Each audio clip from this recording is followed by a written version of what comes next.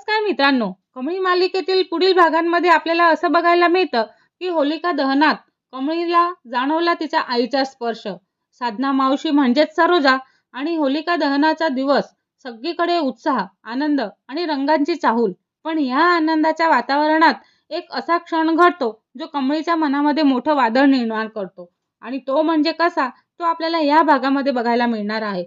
पण त्याआधी जर तुम्ही आमच्या चॅनलला सबस्क्राईब केलं नसेल तर सबस्क्राईब करा आणि व्हिडिओ आवडल्यास लाईक द्यायला विसरू नका.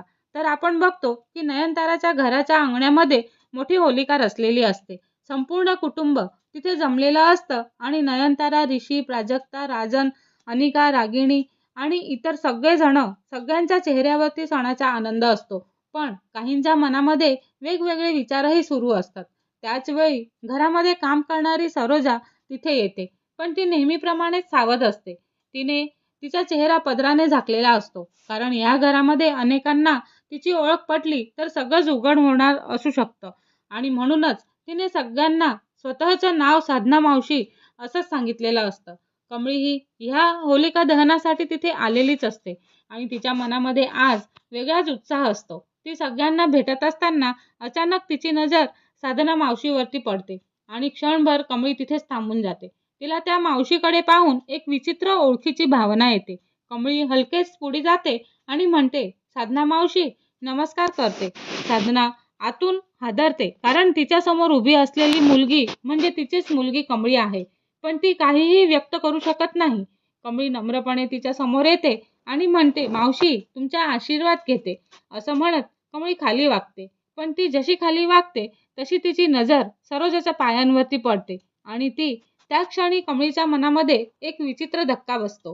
तिला अचानक तिच्या आईच्या पायांची आठवण होते, कारण तिच्या आईच्या पायावर एक छोटंसं जन्मखूण असतं आणि अगदी तसंच खूण तिला साधना मावशीच्या पायावर पण दिसतं. कमळी दचकते आणि तिच्या डोळ्यामध्ये आश्चर्य आणि गोंधळ दोघंही दिसू लागतात. मनामध्ये ती विचार करते की हे कसं शक्य आहे.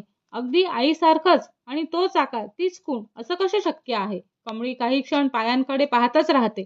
सरोजा मात्र घाबरते आणि तिला जाणवतं की कमळीला काहीतरी संशय येतोय. म्हणूनच ती लगेचच पाय मागे करते आणि पदर घट्ट चेहऱ्यावरती ओढते. ती शांतपणे म्हणते, सुखी राहा बाळा, देव तुझं भलं करो. त्या आवाजात इतकी माया असते की कमळीच्या अंगावरती काटा येतो, कारण तो आवाज, तो स्पर्श आणि ती भावना हे सगळं तिच्या आईचंच आहे आणि असतं. सगळं काही तिच्या आईसारखंच वाटत असतं. कमळी मनामध्ये म्हणते, का कोण जाणे, पण ह्या साधना मावशींकडे पाहिलं की मला आईचीच आठवण येते. इतक्या होलिका दहन सुरू असताना सगळेच जण तिथे लोक जमा होतात.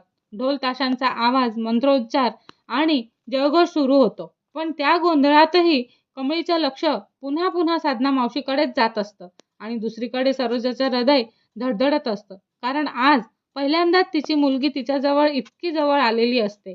पण सत्य अजूनही पडद्यामागेच राहणार होतं आणि कदाचित पुढच्या क्षणीच हे नातं उघड होईल का, की पुन्हा एकदा नशीब त्यांना दूर नेईल, हे सगळं आपल्याला पुढील भागांमध्ये बघायला मिळणार आहे. पण त्याआधी जर तुम्ही आमच्या चॅनलला सबस्क्राईब केलं नसेल तर सबस्क्राईब करा आणि व्हिडिओ आवडल्यास लाईक द्यायला विसरू नका. धन्यवाद.